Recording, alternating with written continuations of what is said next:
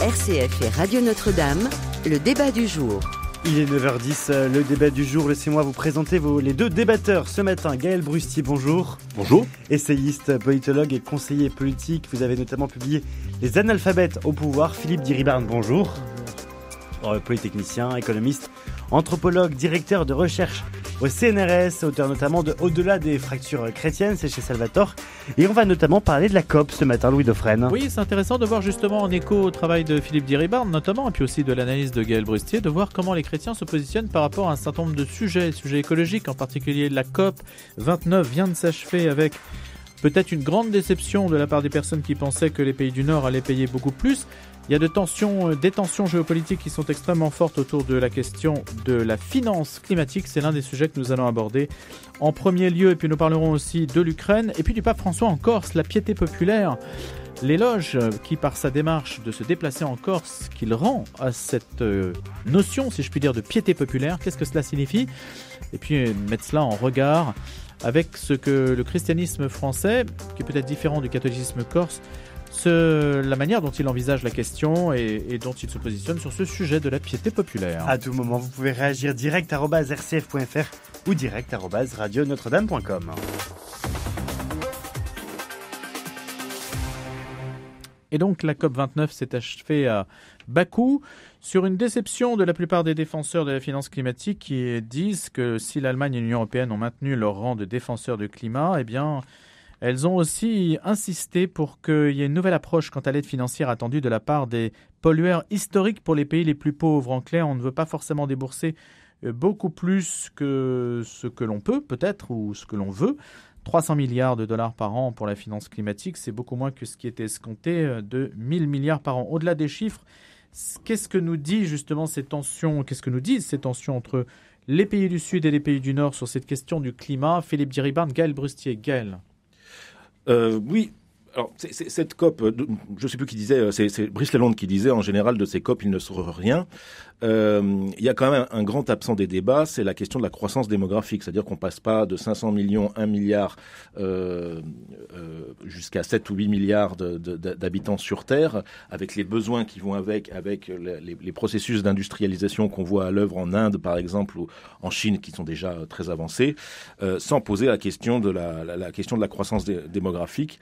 Et il y a une tendance dans les sociétés occidentales qui est une tendance à vouloir se payer pour ce que nous aurions fait dans le passé et que nous ne serions pourvoyeurs que de maux pour l'humanité. C'est une vision un peu courte. On voit très bien qu'aujourd'hui les principales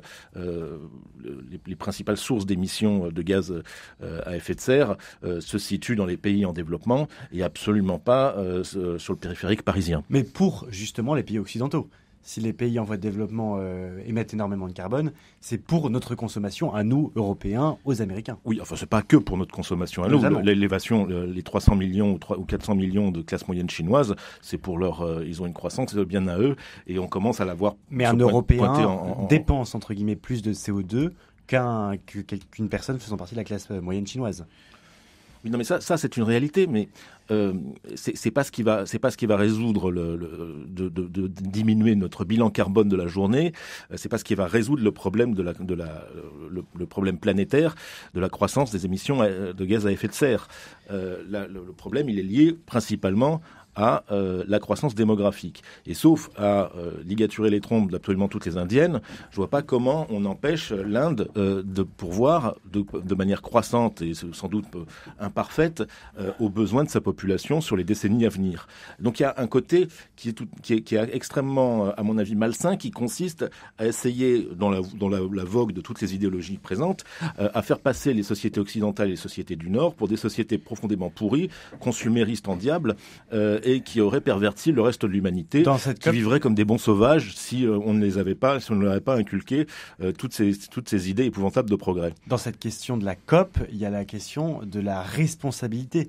Qui est responsable de la situation climatique d'aujourd'hui ? Et c'est aussi pour ça qu'il y a ces questions du financement. C'est la question de la responsabilité qui est derrière.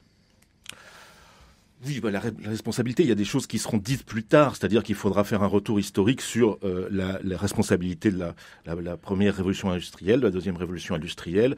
Un exemple très simple. Vous avez un exemple qui est celui des super tankers, enfin les super transporteurs qui dégagent de l'azote de manière épouvantable. Ça, c'est tout à fait vrai que le commerce mondial aujourd'hui est le principal pourvoyeur les transports. Bon, le fret maritime. Avec des fictions de coûts, puisqu'en fait on ne taxe pas les carburants sur ces. Donc il y a une fiction de la faiblesse des coûts de transport, c'est tout à fait vrai. Sur qui on tape? Sur 5000 gogos qui sont sur un Costa croisière au large de la Sardaigne. Je ne suis pas du tout pour ce type de croisière, dont je pense le plus grand mal. Mais il faut hiérarchiser aussi les enjeux, effectivement, sans doute relocalisés. On en parle. C'est voulu dire qu'on taxe en fait le commerce, enfin plutôt la navigation de villégiature et pas la navigation. Non, c'est-à-dire qu'on cible médiatiquement, puisqu'il y a aussi un dédain des classes militantes, des classes cultivées, on va dire, comme disait Gramsci, à l'encontre des gens qui sont sur les Costa croisières, qui est beaucoup plus simple de cibler comme public et de dénoncer que de dénoncer ceux qui font le détour par le cap de Bonne-Espérance, qui perdent la moitié de leur cargaison en route, qui n'en ont rien à faire, et qui finissent par échouer au large de Rotterdam. C'est ça, etc. et cette irresponsabilité-là n'est pas pointée. Jamais, très peu. Philippe Diribarne. Je crois que dans cette affaire, on a l'interférence de plusieurs logiques, en quelque sorte. Bon, une logique idéologique que Gaël Brustier vient de fort bien exprimer, sur laquelle je ne reviendrai pas.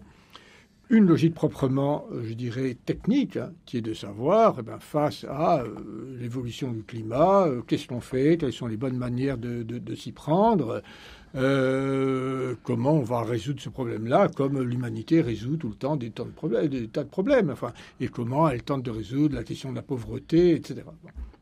Avec du reste, comme vous le soulignez, un certain antagonisme entre la question de la pauvreté et la question du climat.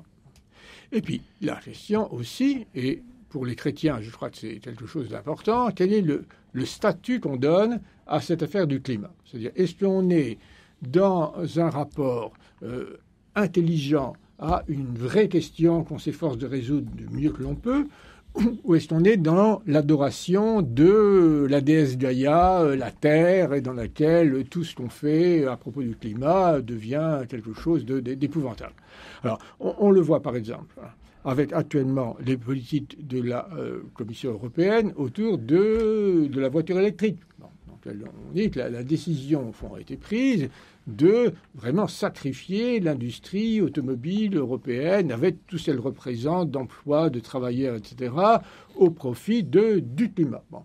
On avait également, disons, quand les écologistes ont voulu qu'on ferme Fessenheim, disons que là, c'était pas le climat, mais c'était l'écologie aussi. Alors, est-ce qu'on est dans une attitude dans laquelle un peu, disons, d'idolâtrie de la terre, de la nature, etc., qui nous fait oublier toute une série de sujets concrets, dont celui qui était évoqué que vont devenir les populations indiennes, qui veulent effectivement eux aussi avoir accès à un certain nombre d'avantages, et comment va-t-on s'y prendre, ou est-ce qu'on va rester, disons, dans un cadre rationnel? Alors ceci se rend compte même, je crois, dans la façon savante dont on aborde la question du climat. C'est-à-dire c'est-à-dire que dans toute série de domaines. Moi j'ai connu ce genre de phénomène, si vous voulez, quand on travaillait sur la mondialisation, l'emploi, etc.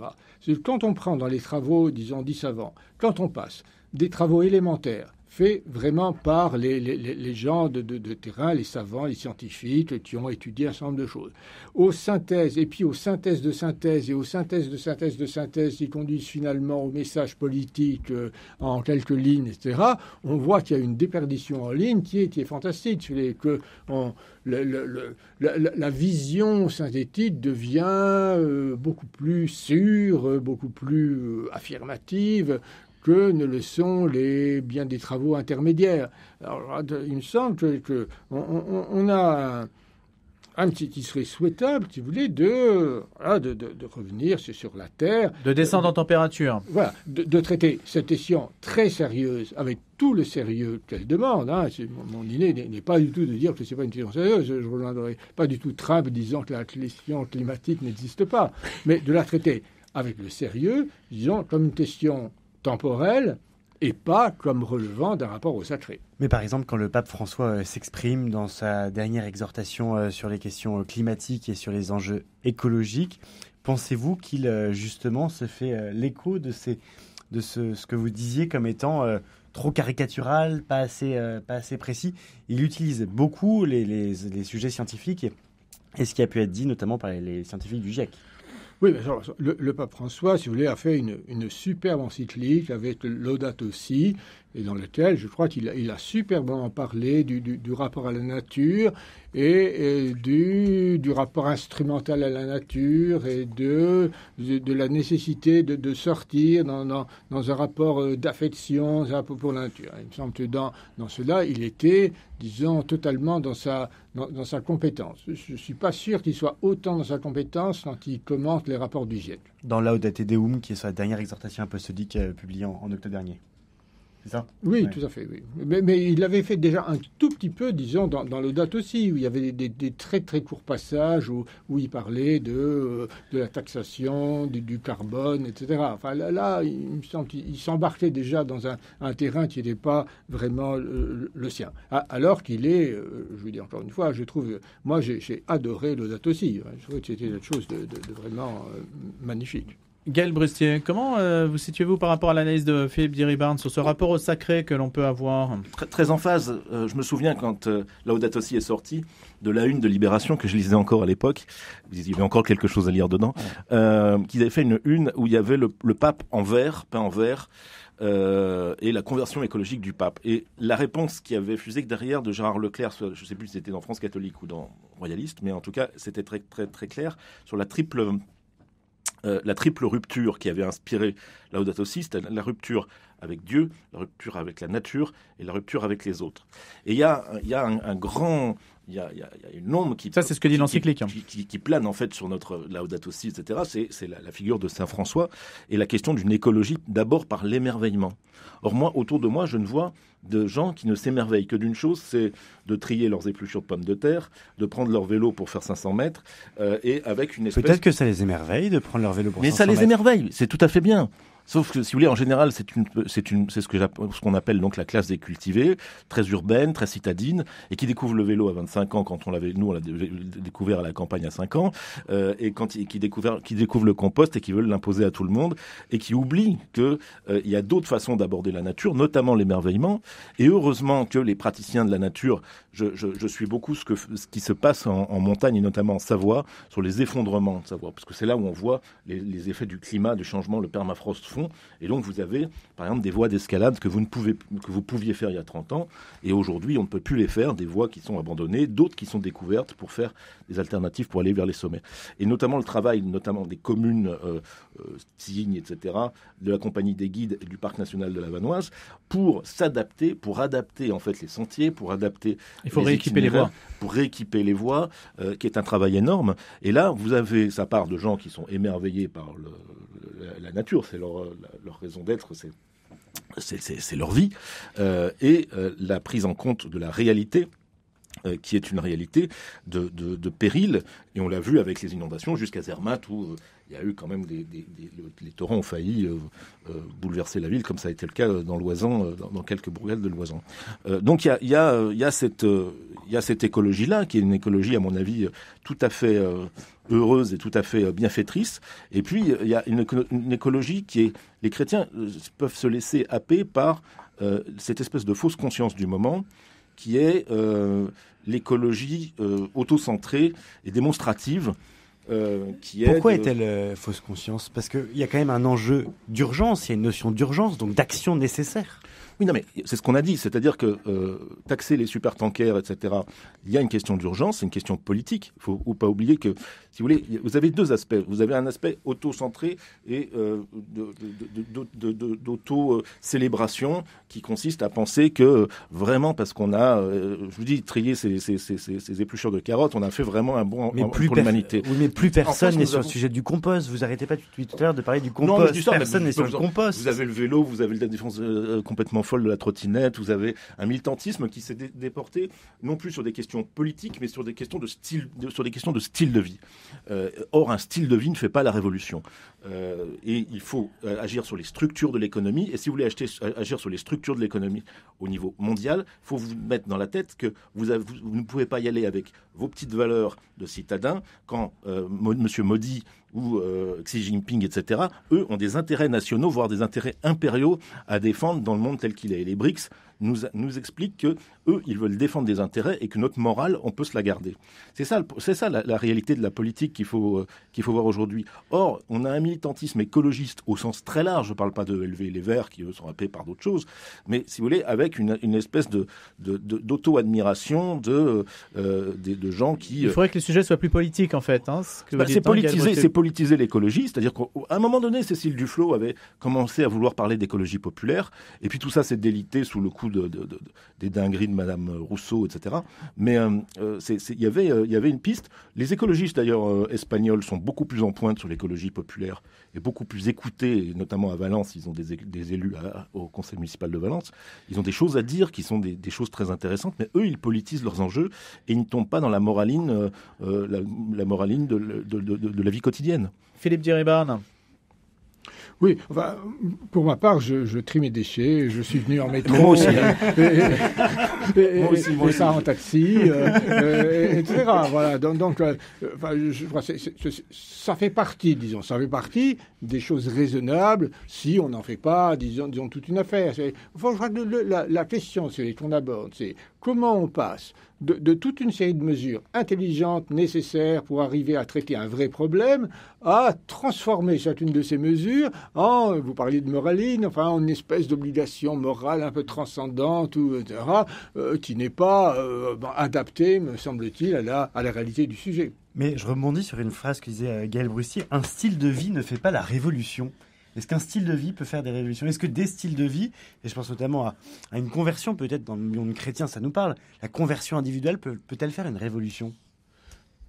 En un sens, oui. C'est-à-dire que si vous observez les différences entre ce qui se passe dans bien des domaines, je sais pas, la démocratie par exemple, dans les pays chrétiens et dans des pays musulmans, vous voyez que la transformation vraiment du rapport à l'autre, du rapport à la vérité, du rapport à l'unanimité, du rapport à la communauté qui s'est fait, disons, au sein du monde chrétien, a, pour une bonne part, permis, disons, d'instaurer des institutions démocratiques, etc. Donc, quelque chose qui se passe au niveau de l'individu, de l'intime, etc., est tout à fait susceptible de conduire à des choses qui sont de caractère politique. Donc, Hannah Arendt a beaucoup développé cette question-là. Mais là, on en est dans autre chose, si vous voulez. C'est de croire que des dans le marqueur social. Il ne faut pas que ce soit un marqueur social. C'est pas pareil. Gaël Brustier et Philippe Diribarne, on se retrouve dans un instant. La suite du débat du jour, on parlera du conflit russo-ukrainien.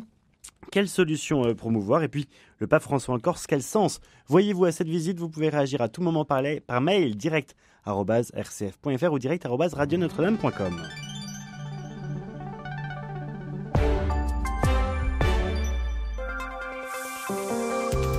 La suite du débat du jour, nous sommes toujours avec l'essayiste Gaël Brustier et l'anthropologue Philippe Diribarne. Regain de tension entre la Russie et l'Ukraine avec le tir d'un missile expérimental russe sur le sol ukrainien. Regain de tension qui survient au moment où les Européens redoutent un arrêt du soutien militaire américain à l'Ukraine.